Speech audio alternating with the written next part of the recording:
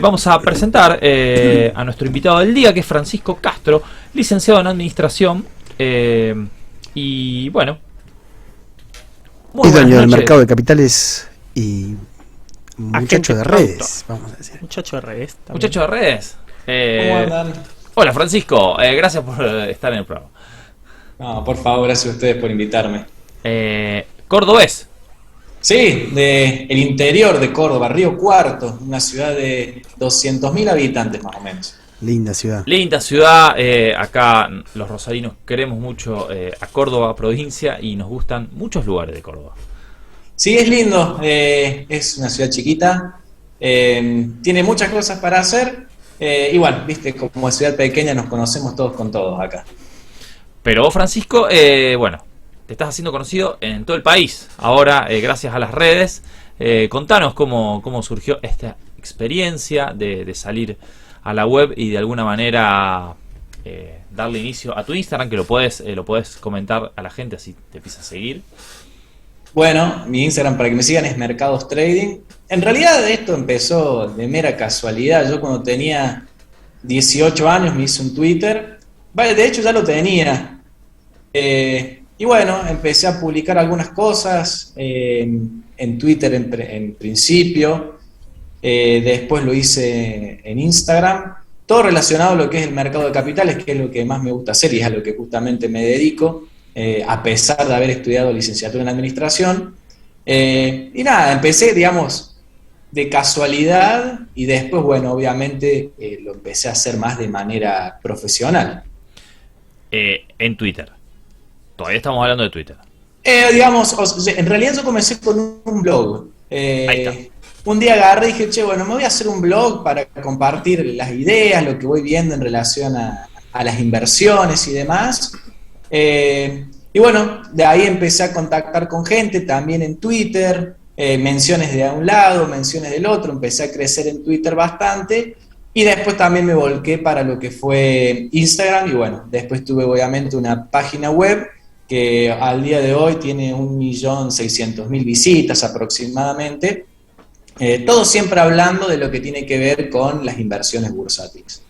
Bien, ¿en qué red te sentís más cómodo o cuál crees que fue la que de alguna manera te hizo despegar en conocimiento o a lo mejor en calidad del producto? Twitter, claramente, digamos, dentro del mundo de finanzas, Twitter es donde más se maneja. De hecho, donde más contactos pude hacer fue en Twitter. Digamos, la gente con más experiencia siempre me dio mucha bola, por así decirlo. Yo nunca tuve vergüenza en escribirles, hola, soy Fran, tengo esta duda. En ese sentido, la comunidad siempre fue muy buena. Pero vos escribías tus dudas, ¿a quién les escribías? Y digamos, a distintas personas que se dedicaban al mercado de capitales y que yo consideraba que, bueno, que eran como los referentes, digamos, en ese momento cuando yo arranqué. Estoy hablando, yo hoy tengo 29 años y esto lo arranqué cuando tenía 18. Claro, fuiste un poco un pionero, porque Twitter arranca en 2011, por ahí. Sí, de hecho, en todo lo que tenga que ver con estas cosas de online, digamos, redes sociales, ofrecer cosas online, todo, insisto, en relación al mercado de capitales, debo haber sido uno de los primeros, digamos, y luego obviamente todo esto se aceleró con la pandemia. Pero siempre me gustó bastante Twitter, eso, para interactuar. Al principio éramos bastante pocos, debo admitirlo, y hoy por hoy ya es súper masivo. Bien, ¿qué es lo que más te gusta de las publicaciones de Instagram o cómo preparás tus contenidos antes de publicar? Mira, en lo que tiene que ver con Instagram, trato de encontrar, por ejemplo, el tema del día, algo que le pueda interesar al público en general, digamos. Yo no trato de apuntar en Twitter, sí, tal vez a un público más específico, pero lo que tiene que ver con, por ejemplo, Instagram o TikTok, que es un público, digamos, que al menos el que yo apunto, que no tenga tanto conocimiento, hacer publicaciones en base a los temas del día. Muchas veces tiene que ver con el plazo fijo, con el dólar, fondos comunes de inversión, cómo puede impactar algo. Siempre insisto, a apuntando a las personas que no tengan mucho conocimiento justamente para democratizar las finanzas. ¿Le dedicás cuántas horas por día? Porque TikTok, Instagram, Twitter, bueno, hay que prepararse para armar tanto Sí, contenido. de hecho lo tengo bastante organizado, digamos. En un principio obviamente era todo el día, y me di cuenta de que bueno, que no te podés desconectar de cierta manera si estás todo el día conectado a las redes sociales, porque por más que uno sea una red social, al menos como yo las utilizo también para, obviamente, compartir conocimiento, no te terminás desconectando del trabajo. Aparte Eh, te empiezan a llegar notificaciones al teléfono sí, y son las 8 de la noche, estás cenando y de repente... sí, exactamente. Por eso dije, bueno, lunes, miércoles y viernes es el momento, una horita a la tarde, para utilizar Instagram y TikTok. Y Twitter sí, lo tengo abierto todo el día. Ahora publico poco nomás. Digamos, leo más de lo que publico. Pero sí, me organizo de esa manera porque si no, bueno, de hecho Twitter en el celular no lo tengo directamente porque si no me pasaría todo el día viendo finanzas y quiero desconectarme justamente de eso a Sí, veces. porque aparte uno tiene 10 minutos a la espera de algo y automáticamente entra a Twitter a leer. Claro, es Es que un problemón. es así, por eso justamente, al menos yo, ¿no? Cada uno hará lo que quiera. Yo, por ejemplo, Sí. Twitter es algo que no tengo en mi celular. Simplemente en la hora que de trabajo tengo Twitter abierto. eh, y TikTok sí lo tengo, por ejemplo, Instagram también, pero insisto, trato de utilizarlo esos días nomás. Igual sos de los que se va a acostar tipo 12 y se en un par de videitos y 4 de la mañana está Ah, todavía. sí, eso me pasa siempre. Sí, es una charla que tengo siempre con mis amigos. Digo, bueno, me voy a ir a dormir y llevo una hora metido en Instagram, una hora, y sí, me pasa siempre Hoy vamos eso. tempranito y de repente estamos viendo 15 videos. Sí, o YouTube también, me gusta ver mucho YouTube y sí, es así. Sí, es tremendo, es tremendo. Bueno, y nos decías de TikTok, haces videos. Sí. Antes de hacer los videos, ¿te conectás a alguna página en especial? ¿Lees noticias de algún lado? Supongamos a poner un ejemplo. Ayer hubo anuncios, dólar Qatar, Argentina está ahora movilizándose mucho con la economía. ¿De ahí recortás y ahí empezás a sacar tu contenido o es todo tuyo? No, digamos, a ver, por mi trabajo que hago, obviamente me tengo que estar muy informado de los acontecimientos. Con lo cual lo que hago es simplemente decir, "Che, bueno, este tema me parece que es atractivo para el público", agarro y de manera espontánea hago el video. Digamos, TikTok, por ejemplo, es eso, es súper espontáneo. Y después, obviamente, sí, con todas las consultas que vienen llegando, selecciono algunas, a las que yo creo, insisto, que pueden ser como una duda general de todos. Porque en esto lo que tienen las finanzas es que es muy difícil responder cada cosa en particular, porque muchas veces, y de hecho la gente a veces se enoja porque uno no responde, pero es que no es tan sencillo como, che, tengo tanta plata, ¿qué hago? No es tan sencillo una respuesta. No, no, porque aparte uno no es un gurú financiero. Nosotros somos un programa de finanzas, lo aclaramos todo el tiempo. A ver, acá uno da consejos, explica qué pasa, pero de ninguna manera le dice a la gente qué invertir. Que la gente lo que está buscando es eso. Claro, y de hecho, mira, a mí me gusta este ejemplo más o menos para que la gente vea que son las... No va al médico, eh, le comenten en su primera... ay, no, creo que tengo buena conexión ahí. Sí, ahora se te Ahora sí, escucha. se te había cortado un poquito, pero ahora estás bien. Bien, disculpa. Cuando, por ejemplo, uno va al médico, tiene primero ir a una charla previa de cuáles son sus síntomas, y el médico dice, bueno, anda a hacerte estos análisis, anda a hacerte este estudio, me trae los resultados. Y después, con los resultados en la mano, te da obviamente su devolución. En las inversiones lo mismo, o sea, uno tiene siempre una charla previa, en esa charla previa se da una idea de lo que quiere hacer la persona o la empresa. Luego le remite una serie de preguntas que justamente sirve para sacar el perfil del inversor y luego recién le dice qué es lo que se puede llegar a hacer. Por eso muchas veces insisto cuando las personas dicen, che, ¿qué puedo hacer con esto? Y uno dice, bueno, no te puedo responder porque no sé, por ejemplo, cuál es tu perfil, no sé qué es lo que querés hacer con el dinero, las personas habitualmente se enojan en las redes sociales. Bueno, sí, es normal que pase eso. ¿Cuáles son las noticias financieras que más te vienen llamando la atención? Vamos a poner como punto de inicio la llegada en Argentina de Sergio Massa. ¿Cómo ves este panorama desde tu mirada, más en redes y a lo mejor por tu juventud, de lo que puede llegar a pasar en Argentina de acá al año que viene? Mirá, para mí lo que al menos yo veo es como que esa pequeña tregua que se le dio a Sergio Massa ya se terminó. Bien, Digamos, al menos en el mercado incluso se ve eso. Insisto, estamos en un plan como llegar a las elecciones como se pueda y bueno, y si gana otro partido político, que se las arregle, digamos.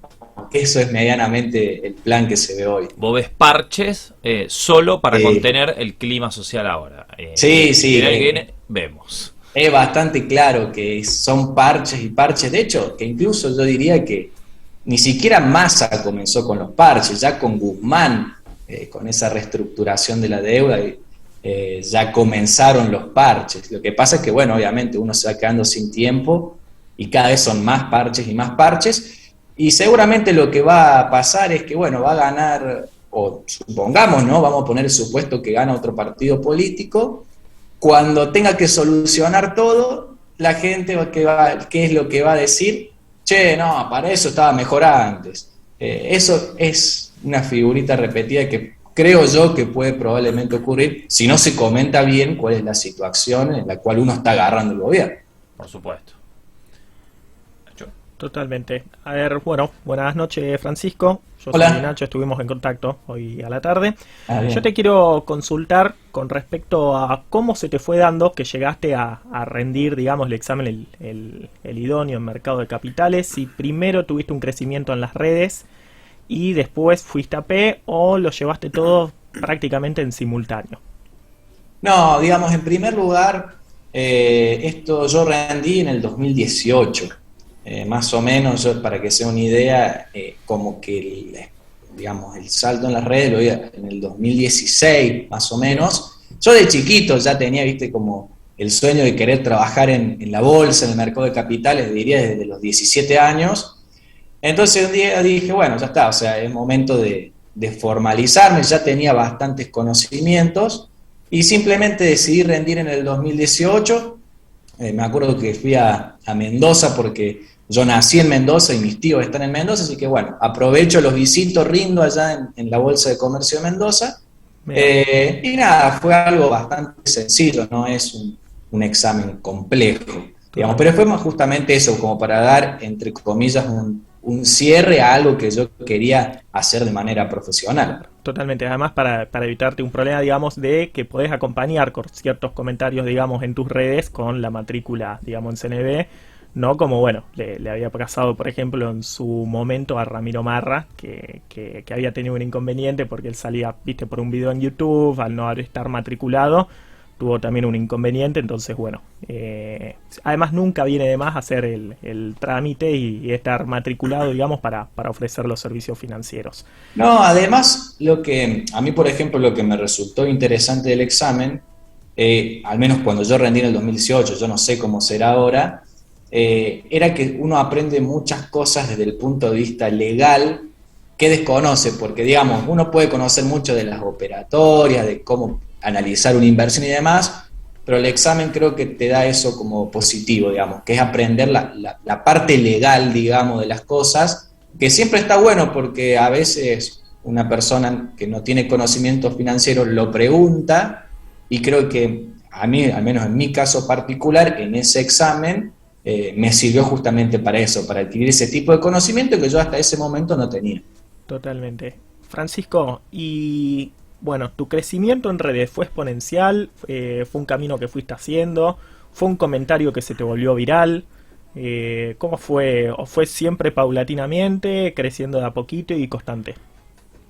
Mira, yo si en Twitter fue medianamente como algo paulatino y constante.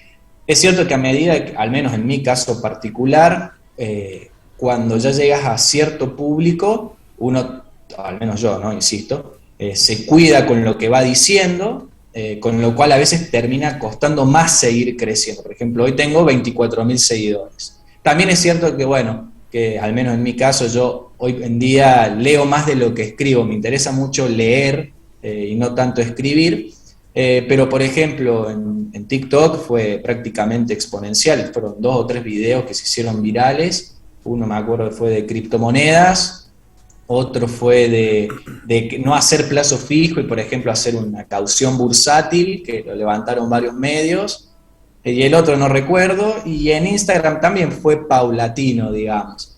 Pero sí, digamos, ese es medianamente el camino de Twitter, insisto. Yo con el comienzo en Twitter fue para como hacerlo, bueno, voy a publicar algo, voy a publicar qué es lo que veo en estas inversiones, y hoy utilizo mis redes de la forma más profesional posible. Totalmente. Agente productor, ¿viste la beta ahí para empezar a gestionar clientes? ¿Te ayudó mucho las redes sociales? Porque Sí. tuviste un paso, me dijiste que ahora no estás mucho como agente productor, sino que estás más destinado más a redes y asesoramientos financieros, pero bueno, en su momento si te matriculaste y te inscribiste en CNB, calculo que lo debiste haber ejercido. Sí, sirve mucho el tema de las redes. A ver, digamos, podemos separar en 2 grupos. O sea, en las redes te permite mucho esa llegada al inversor minoritario, digamos. Eso ayuda bastante. Luego al otro tipo de cliente, el mayoritario, el más grande, el de la empresa, mucho las redes no lo alcanza. Pero sí, pero por ejemplo, las redes sociales me abrieron muchas puertas, por ejemplo, para dar charlas en universidades, en la televisión, y eso fue todo gracias a las redes justamente. Qué espectáculo. Yo te quería hacer una... Fran, hola. ¿Cómo Sí, andás? hola, ¿qué tal? Yo soy Joaco Moscardi. Mosca me dicen, así que sentite libre de decirme Mosca. Dale. Estaba viendo, capaz que esto, creo que lo mencionaron, pero quiero primero quedarme esclarecido en esto. Cuando uno busca en Instagram, aparecen 2 mercados trading. Ah, bien. Hay uno que es un grupo, veo que es cerrado, digamos, o hay que pedir permiso para seguir para poder verla, la cuenta es privada. ¿Esto es oficial tuyo o tenés uno que se cuelga de tu capacidad? Y bueno, vino como anillo al dedo, Mosca. No, bueno, a mí lo que me ha pasado mucho últimamente es que se han hecho pasar por mí tanto en TikTok y en Instagram. Clásico. Clásico, sí. Clásico de los Digamos, redes. yo siempre digo lo mismo, al menos quienes trabajamos en esto, no contactamos a las personas. Se Claro. entienden, digamos, no le vamos a preguntar, hola, ¿cómo anda tu trading? Hola, ¿cómo andan tus inversiones? Claro. O envíame este dinero a esta wallet. No funciona de esa manera el trabajo. Lo que pasa es que, bueno, sí me ha llegado el comentario de que, bueno, obviamente no todo el mundo sabe que funciona así y tal vez lo agarra desprevenido. Pero sí, me ha pasado en TikTok, creo que habré bloqueado 20 o 25 cuentas fakes que se hacían pasar por mí. Wow, es un Y ahora, buen número. no, en TikTok te digo que abunda bastante. Y bueno, y aquí en Instagram, justamente esta. Dio la casualidad, yo no sabía la verdad.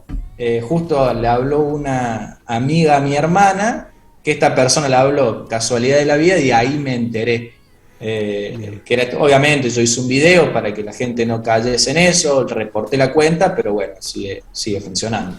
Sí, sí, porque tiene que ser un poco, quizá más masivo, igual Claro. es complejo. Bien, entonces, importantísimo, aclaramos para todos los que están oyendo, mercados trading solo, todo junto y en Sí, minúscula. de hecho, los grupos míos son todos abiertos. O sea, Bien. Twitter es abierto, TikTok es abierto, YouTube es abierto, Instagram es abierto. En ese sentido, eso para que la gente sepa, insisto, no soy de hola, ¿cómo estás? O de pedirte dinero, no, porque no funciona así.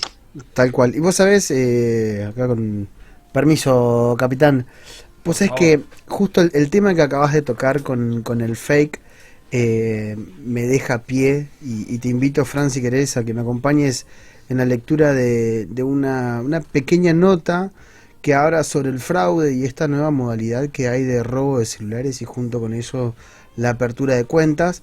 Y hay una serie como de menú de 7 pasos que usan ahora los delincuentes para dejarnos sin dinero, sobre todo la gente, o lo que en la jerga se le dicen los rateros, que son los que te roban los celulares. Entonces me gustaría comentar un poquito, ¿no? Cuáles son las billeteras más atacadas y después que lo debatamos un poco, Fran. Dice así: a la hora de hablar de aplicaciones financieras más atacadas, la Unidad Fiscal Especializada en Ciberdelincuencia, la UFESI, asegura a iProApp, la fuente, que se registró un alza del 400% en las denuncias. Y esto lo traigo porque tengo un amigo y vecino que le pasó la semana pasada, y es real. Y vos sabés que me llamó la atención, tal así que fue, muchachos, inmediato. O sea, le habían robado, como yo dijese, el celular a las 4 de la tarde, llegó a la casa a las 5:30 y ya no tenía más nada. ¿Está? Tremendo. Le desvalijaron la cuenta en menos de 1 hora y media. Acá dice Mercado Libre y Mercado Pago fueron las más afectadas. Y también, digamos, superó el hackeo de cuentas de Facebook, de WhatsApp e Instagram. Y dice, desde el organismo indican que también se detectaron accesos a otras apps financieras, como lo son PayPal y exchange de criptomonedas. Que esto ya hemos hablado varias veces de los riesgos de dejar las criptomonedas en exchange y no utilizar billeteras frías para el resguardo de cripto. También sucede con plataformas de juego de PlayStation que revientan la cuenta y sacan. Ahora, voy a comentar esto que dice iProApp. Dice, tus datos y tu plata en peligro. Así es el menú de 7 pasos que usan ahora los delincuentes para dejarte sin nada. Primero, un delincuente roba tu celular. Si no puede desbloquearlo, miren esto lo que hacen, pues es espectacular. Si no pueden desbloquearte el celular, insertan el chip, o sea, si sacan el chip y lo meten en otro dispositivo. Porque pareciera como que al final del día nos olvidamos de que tenemos un chip adentro del celu. Yo el chip GSM no es algo que tenga presente en mi vida, honestamente. Entonces, ¿qué hacen? Si no pueden desbloquear el celular, lo sacan y lo insertan en un nuevo dispositivo. Automáticamente obtiene la dirección de email, número de teléfono y WhatsApp al insertar el chip. Entonces, ¿qué hace? Ingresa a la web de Mercado Pago, escribe el correo y pide resetear la contraseña. ¿A dónde llega la contraseña? El teléfono. Te llegas por teléfono, el teléfono que es nuevo. La billetera envía un código, dice, para cambiar la clave a través de un SMS, WhatsApp o llamado telefónico automático, que son las opciones que te brindan como, entre comillas, segundo factor. Así cambian la contraseña, ingresan a la cuenta, la vacían, realizan compras o sacan un crédito. También pueden escribir a los contactos de la víctima y pedir que le presten plata o hagan una transferencia. Y acá hay como ciertos pro tips, como dice un amigo Wally. ¿Cómo saber si te hackearon el celular? La batería se descarga rápidamente porque las apps fraudulentas consumen mucha energía, si son parasitarias. El celular funciona lento, tiene fallas, bloqueos o reinicios inesperados. Indicaciones extrañas de las cuentas de redes sociales y correo electrónico, llamadas y SMS desconocidos en los registros. Y acá, algo muy importante, como en todo caso, ¿no? Es cómo evitar que te hackeen el celular. Esto dice, hay que usar contraseñas que no sean fáciles de adivinar. Eso incluye, o mi sugerencia es, utilizar mayúsculas, números, letras y símbolos. Descargar apps solos en tiendas oficiales, es decir, App Store o Google Play. No abrir archivos adjuntos ni aplicaciones extrañas. Bloquear el teléfono configurando una clave PIN a la tarjeta SIM. Es decir, ponerle una clave al chip del celular, que eso se puede hacer. Cifrar el dispositivo si el celular y el sistema operativo lo permiten. Usar software de autenticación como doble factor. El más conocido en este caso es Google Authenticator. Prestar atención a los permisos que se otorgan cuando se instala una app.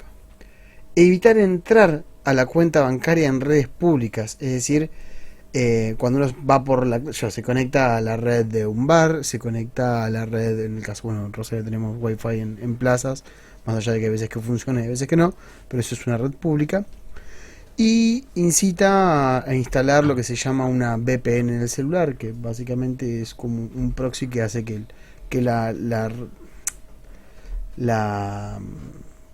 la emisora, la IP de emisora se vaya circulando y no sea siempre la misma.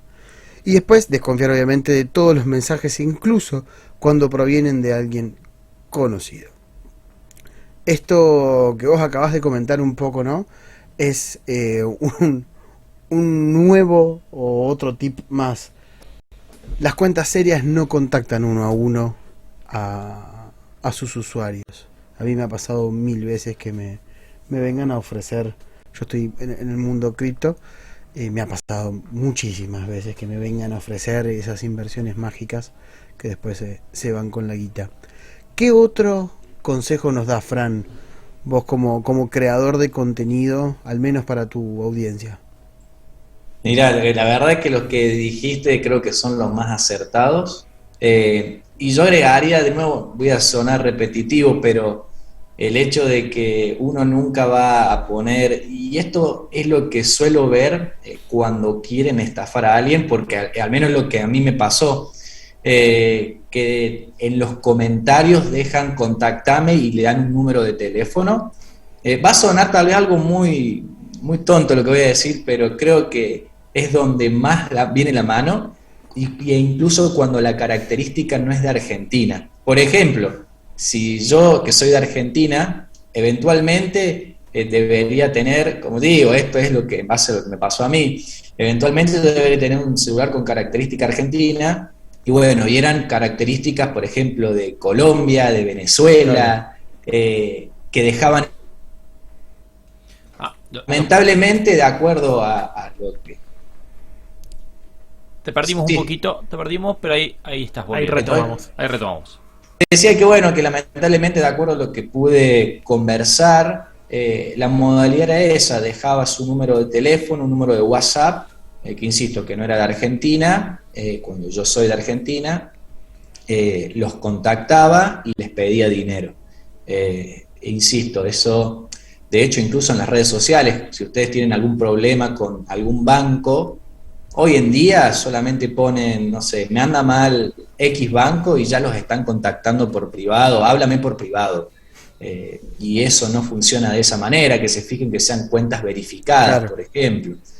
Pero sí estamos, digamos, todos estamos expuestos a que ocurran estas cosas. Yo nunca en mi vida me hubiese imaginado que a mí me iban a hacer cuentas fake para, para estafar a la gente, y sí, si me pasa a mí, imagínense a los demás.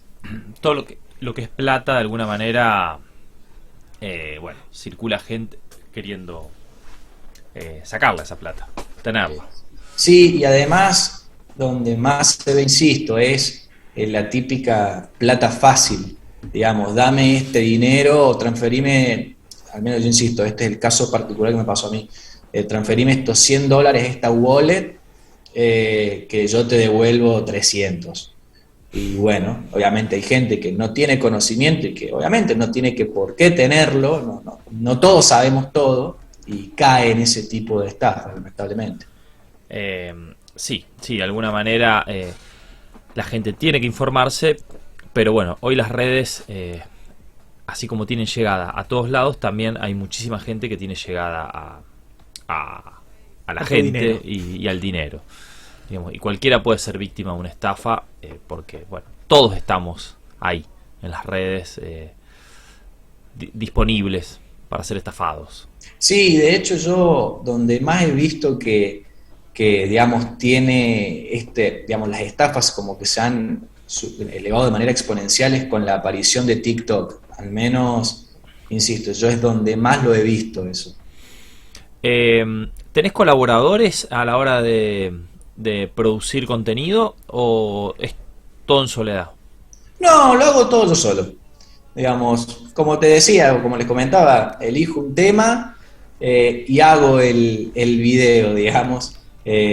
Insisto, lo hago más que nada porque me gusta compartir conocimiento. De hecho, yo hice en su momento un proyecto de ley de educación financiera que nadie me dio bola en su momento, y eso que eran las elecciones. Solamente una sola persona, que era de los candidatos, me lo recibió y me respondió, el resto, ninguno. O sea, se lo ofreciste a la política.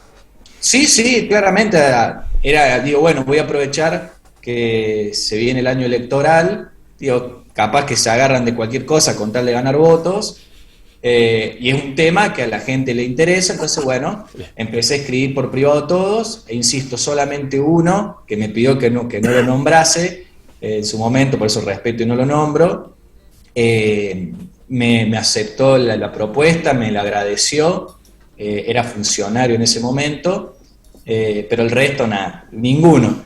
Por eso muchas veces yo siempre insisto con lo mismo, de que la gente no tiene que por qué conocer, y es bueno, justamente de acuerdo a lo que estudié en ese momento para hacer el proyecto, el nivel de desconocimiento que hay en Argentina es mucho más grande de que lo que nosotros creemos.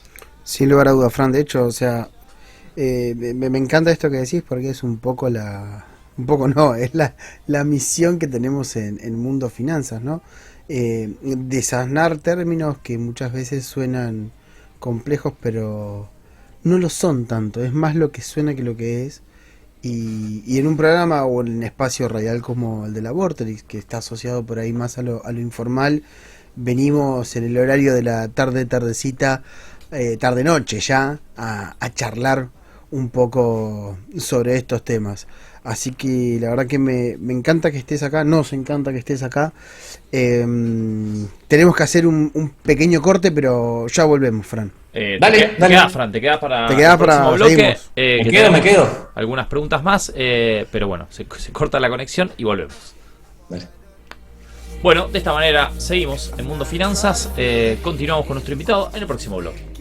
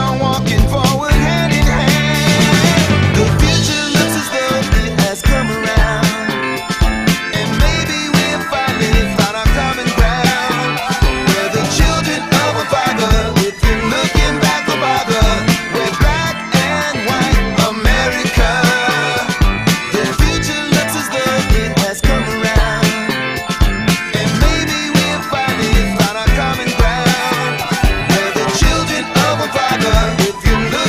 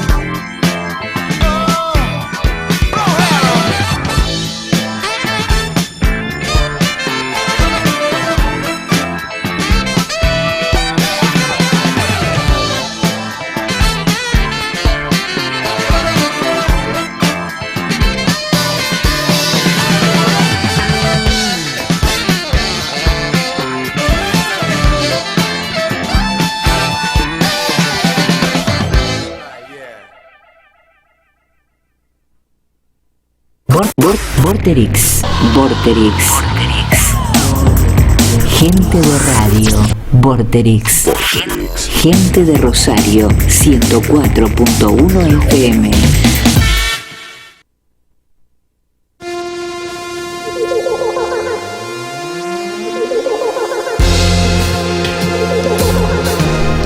Continuamos en Mundo Finanzas con nuestro invitado Francisco Castro de Mercados Trading.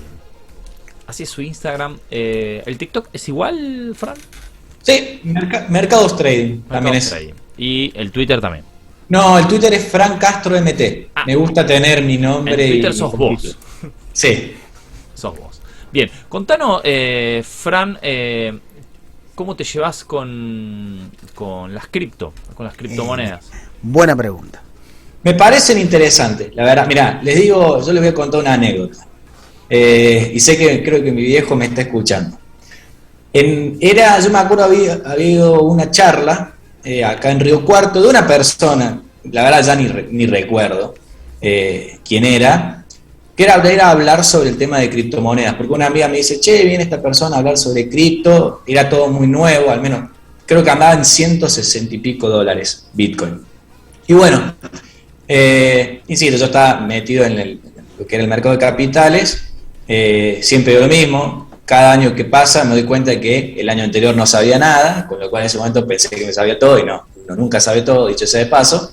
Y bueno, voy a esa charla y empiezan a hablar de Bitcoin y demás. Bueno, era como medio que nos quisieron vender algo como algo del sistema de referidos, pero me llamó la atención eso de Bitcoin, porque yo la verdad no lo conocía, y me pongo a ver un documental con mi primo sobre las criptomonedas. Y la verdad que ahí sí, digamos, como que ¿viste cómo se dice? Que se te explota la cabeza con esa idea. Consulté, digamos, y me acuerdo que se lo hice ver hasta a mi papá el documental, y consulté a una persona por Twitter que estaba metida en el mundo de las cripto, cómo se hacía para comprar criptomonedas. Bueno, hice todo el proceso y nunca llegué a comprar en ese momento cuando estaba a 160 y pico Bitcoin. Después, obviamente, con los años me arrepentí. Pero pregunto, porque la gente se olvida de que Bitcoin en algún momento salió 165 dólares o menos. Menos, sí. Que en ese momento era difícil comprar Bitcoin. Sí. Sí, digamos, yo al menos, insisto, yo era muy, ¿cómo se dice? Era muy novato en el tema. De hecho, solamente sabía que existía algo Bitcoin, había visto ese documental, que me dije, no, esto es el futuro, dije. Insisto, me contacté con una persona por Twitter que estaba en ese momento en el mundo de las cripto, me había bajado una wallet, y dije, bueno, ya estoy listo para comprar. Y nunca lo hice, digamos, por pasar por una cosa u otra, nunca lo hice después con más de grande ya. Pero nada, pero sí, siempre me arrepiento porque digo, mirá, si hubiese comprado en ese momento, capaz que la vendía a 300 dólares, pero no, hoy por hoy, que me he puesto a leer más sobre el tema, me he puesto a leer sobre los proyectos y demás, considero que es algo súper interesante.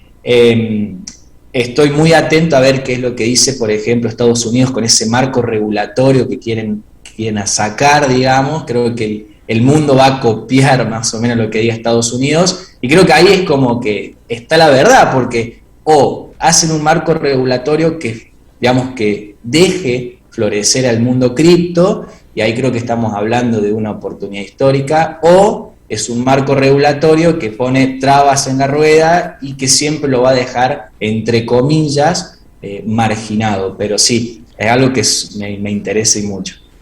¿Qué dicho sea de paso? O sea, cuanto más crezca ese control, también en cierto modo lo único que se termina fomentando es la adopción irregular, digamos. Claro. Porque no es que se va a dejar de conseguir Bitcoin quien lo quiera. Quedan esos espacios, Sí, claro. esos grises. Sí, o sea, tenés inversiones en cripto. Sí, suelo tener, no tengo tantos, pero algo tengo. Sí, es como diciendo, bueno, esa es mi apuesta a futuro, digamos. Soy... Un poquito. Sí, un poco, como dicen, un poquito, digamos. De lo que yo suelo invertir es un poquito. Y de hecho, bueno, al menos cuando me vienen a consultar, siempre digo, bueno, al menos esto es mi punto de vista, ¿no?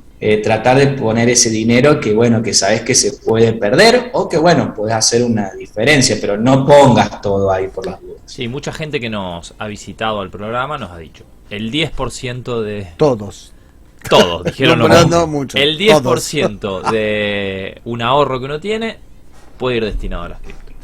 Sí.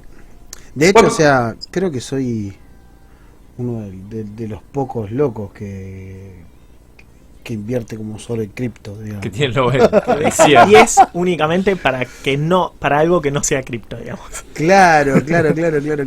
Ahora, Sí. siempre, digamos, en esa, en la búsqueda y en la seriedad también, ¿no? Porque no es que ya por suerte es como que me he embacerinado, digámosles, a lo que en la jerga le decimos de proyectos falopa, digamos, viste que esos proyectos que no llevan a ningún lugar, que no tienen desarrollo tecnológico, que los desarrolladores no están a la vista, que no hay un buen uso de, como siempre decimos acá, de la tecnología blockchain, y solamente es una cuestión especulativa de dinero, lo cual obviamente y últimamente me llevó, digamos, a desarmar un montón de estructuras de inversión, pasando a lo clásico, digamos.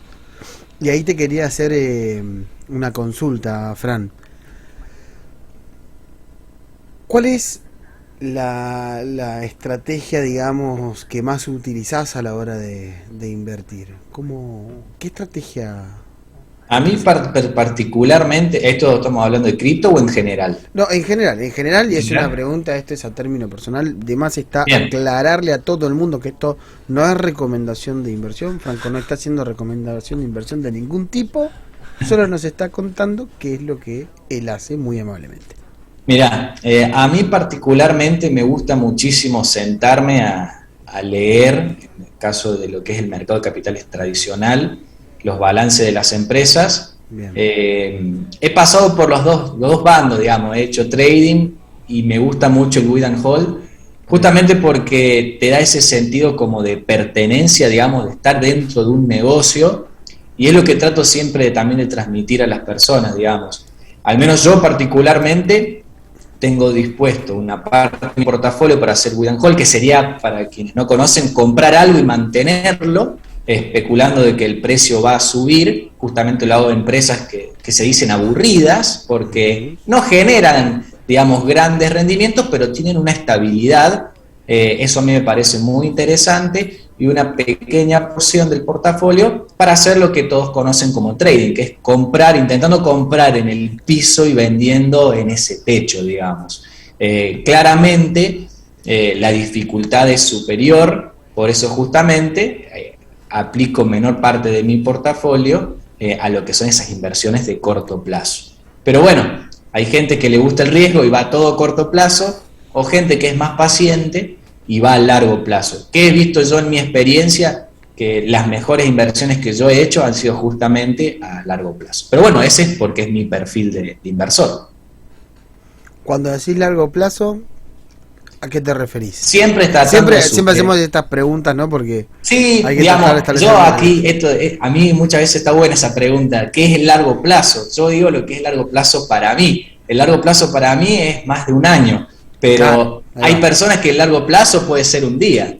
Bien. ¿Se entiende? Bien. Pero sí, en mi caso particular es más de un largo año. plazo, un año. ¿Y tenés una categoría de empresas a las que mires qué juzgás?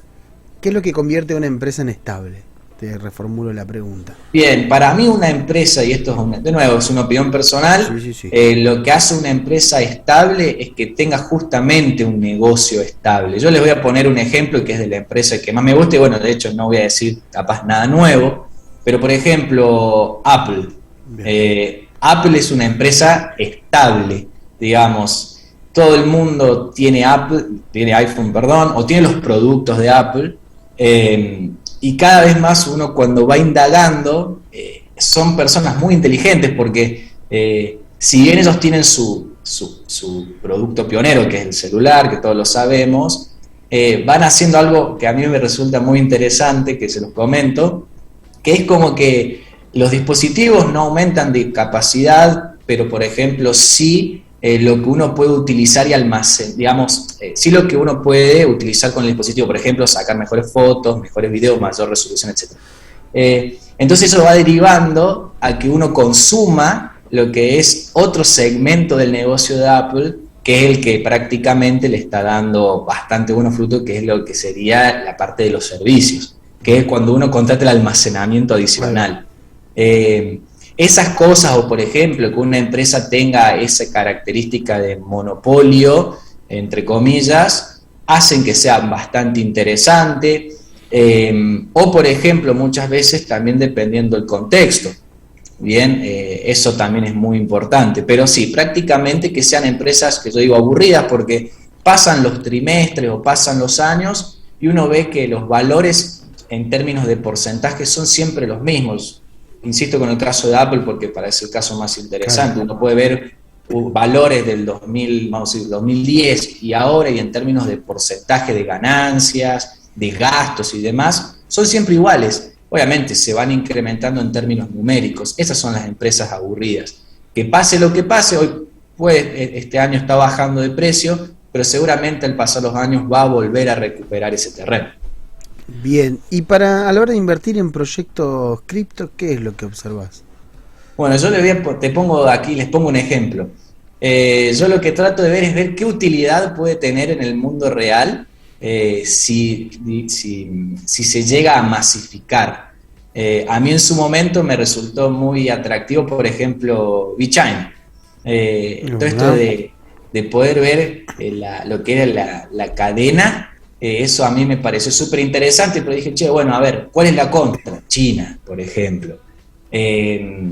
Esas cosas, digamos, al menos como yo lo analizo, insisto, hay gente mucha más experta que yo en el tema de criptomonedas que le hará cosas muy finas, seguramente vos, Mosca, serás más experto que yo, pero yo al menos trato de ver esa aplicabilidad que se le pueda dar en el mundo real y justamente una masificación de su uso. Sin lugar a dudas. De hecho, esto que vos decís de la aplicación, yo le sumo el desarrollo o el aporte de infraestructura, que es lo que hace lo que al final del día es interesante, ¿no? Atrás de las criptomonedas, que es la blockchain, la tecnología. Y eso me desencadena la otra pregunta, y ya no voy a decir última, pero sí voy a dar paso a Nachito, que veo que quiere hacer una pregunta particular, pero che, Fran, ¿cómo es el mundo blockchain hoy? En medio de toda esta crisis, entre comillas, llamémosle, porque la crisis es del mundo, no se la adjudicamos solamente a las criptomonedas, ¿no? A ver, yo creo que en su momento me interioricé bastante. Insisto, yo en esto no me considero un gran experto. En su momento me pareció muy interesante ver qué era lo que es justamente el blockchain, las aplicabilidades, las aplicaciones que tiene, y en este proyecto de ley que hice en su momento, que después obviamente fui actualizando, puse que sería muy interesante que la gente entienda qué es el blockchain. De hecho, en algunos casos o en varios casos se aplica, justamente porque me parecía interesante, bueno, voy a ser redundante, su aplicabilidad como algo nuevo, y justamente eso, tratar de evitar lo que eran justamente las cosas fraudulentas, que haya un registro público. De hecho, ahora se me viene a la mente, no sé si ustedes recordarán el tema de Elon Musk con una donación, creo que fue, que claro, como yo te lo dono, pero tiene que ser público, dejémoslo sentado de manera pública. Bueno, eso creo que es a donde mayor aplicabilidad puede llegar a tener. Tal cual, sin lugar a dudas. Bueno, gracias. Ahí sí, Nacho, No, yo le quería consultar, después trayéndolo de vuelta al tema del mercado bursátil local argentino. Te quería consultar, Fran, si esta baja, sobre todo estas correcciones, digamos, siempre en el mercado local lo que tenemos son acciones como Apple, Coca-Cola, que nos resguardan al menos un poco de lo que es la devaluación del peso, activos dolarizados. Pero bueno, viene Estados Unidos en una corrección bastante fuerte de estos últimos meses, ¿Lo ves con un grado de optimismo, como quien dice que hoy es un día de shopping, o estás más esperando a lo que son las elecciones en Brasil, posicionándote en activos más brasileños como PBR, LWZ? ¿Cuál es tu panorama con respecto a eso? Mira, vamos a dividirlo en dos partes. Por ejemplo, en lo que tiene que ver con Estados Unidos, yo les podría decir que mañana es un día súper importante con el dato de inflación, por ejemplo. El mercado va a tender a anticiparse a lo que pueda hacer la Fed posteriormente. Si uno analiza a las empresas hoy y ve, por ejemplo, comparativamente con años atrás, hay oportunidad. El tema es ese, decir, che, bueno, ¿estoy dispuesto a comprar y arriesgarme a que siga cayendo o no? Pero claramente hay varias empresas que están claramente baratas. Lo mismo puedo decirte para Argentina. Cuando uno ve, por ejemplo, y analiza las empresas argentinas, hay empresas que hoy por hoy son baratas. El tema está en que, bueno, uno decide o no correr el riesgo, por ejemplo, de que vengan las elecciones y que vuelva a ganar el oficialismo, algo más, por ejemplo. Ahí te perdimos un poquito, Fran. A ver, creo que tiene que ver con conexión. Ahí estás. Ahí estamos, creo. Ahí te escuchamos. Ahí estoy. Bueno, vamos de nuevo. Ahí vamos. Lo de Estados Unidos, eso se escuchó, ¿no? Sí. Bien. Con respecto a la Argentina, lo que decía, hay empresas baratas también y sumamente atractivas que uno ve y dice, che, bueno, no puede ser que estén valiendo esto, que no se las esté, digamos, como se dice, comprando, es decir, pagando. Pero bueno, justamente uno se tiene que arriesgar a que en las elecciones siguientes gane un gobierno con un tinte político distinto, sin entrar en el mundo de la política, es lo que el mercado, digamos, va a terminar descontando en precios. Pero bueno, ese es el riesgo, che, ¿estás dispuesto a comprar algo que tal vez en el corto plazo siga bajando? Totalmente. Y tu postura, digamos, estás entre Brasil, Argentina y Estados Unidos. Estás más inclinado hacia Estados Unidos, estás también posicionado en Argentina. En Argentina siempre aclaramos acá que lo que es el índice del Merval está por debajo de la mitad de lo que es el valor histórico promedio en dólares. Entonces hay algunos que dicen que es una oportunidad tremenda, pero bueno, como bien mencionabas, es un riesgo argentino, digamos. Esto no es recomendación de compra, digo, pero por ejemplo, yo cuando digo empresas baratas, porque al menos bajo mi punto de vista de análisis, por ejemplo, empresas como Texar, Vista, YPF, Pampa, TGS, son empresas que a estos precios y de acuerdo digamos, a lo que pueden ser más adelante, incluso algunas lo que son hoy, tendrían que estar con un precio superior. Energéticas, digamos. Prácticamente sí. Por ejemplo, vos me preguntás bancos, yo te digo, no, yo bancos por ahora los veo bastante de lejos. No estaría ahí. No quisiera asumir ese riesgo de momento. Vamos, obviamente, gana otro color político las elecciones y sí, va a subir todo. Eso es así. Digamos, el mercado suele funcionar así, va a descontar que algo mejor puede llegar a venir. Pero, y por ejemplo, y consultabas el tema de Brasil. Bueno, yo siempre en las elecciones soy bastante reacio a invertir, porque digo, bueno, yo en el tema de elecciones yo no tengo un control, entre comillas, de mi inversión. Estoy como tirando una moneda a que gane el candidato que, por ejemplo, puede beneficiar mi posición. Por eso siempre que ocurren elecciones, incluso en Argentina también, yo siempre decido verlo desde afuera. Bien, conservador. Y para cerrar, ir cerrando el panorama, digamos, estadounidense, ¿lo ves controlando la inflación, que la renta variable se va a depuntar un poquitito o va a seguir refugiándose los fondos en renta fija y lo variable vamos a seguir teniendo que surfear estas olas, digamos, complicadas que tuvimos este último tiempo? Y en el corto plazo es bastante complejo el panorama. De hecho, si queremos, les comento lo que yo creo que puede llegar a pasar el día de mañana con el dato de inflación. Si el dato de inflación viene menor a lo esperado e incluso descendiendo, el mercado va a volver a repetir un movimiento alcista que lo vimos hace poco. A pesar de que la Fed dice, yo necesito meses consecutivos de la inflación descendiendo y obviamente no necesito ver un mercado laboral tan fuerte. Ahora, si nos tomamos con el dato de hoy del índice de precio del productor, y vemos que mañana tenemos un dato de inflación superior a lo esperado en los Estados Unidos y agárrense porque el mercado va a descontar a la baja. Perfecto. Espectacular. Fran, la verdad que muy completo, todo lo paseamos por... Hermosa nota. ¿Tenés ganas de agregar algo más? Que te sigan en... Bueno, podés hacer chivo de tus redes, la página también, algo que nos quieras agregar a esta extensa nota que tuvimos.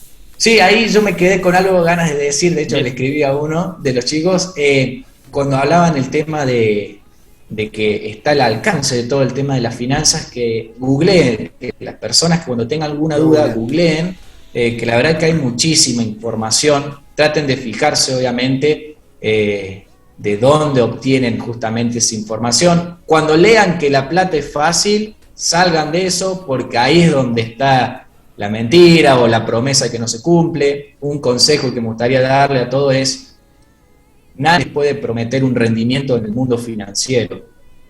Bien. Eviten eso, o sea, obviamente uno puede estipular un rendimiento de acuerdo a distintos modelos y demás, pero de ahí a prometer y asegurar, yo les diría que el que lo hace, desconfíen de antemano, ni hablar del que les pide dinero, obviamente. Está mintiendo. Tal cual. Bien.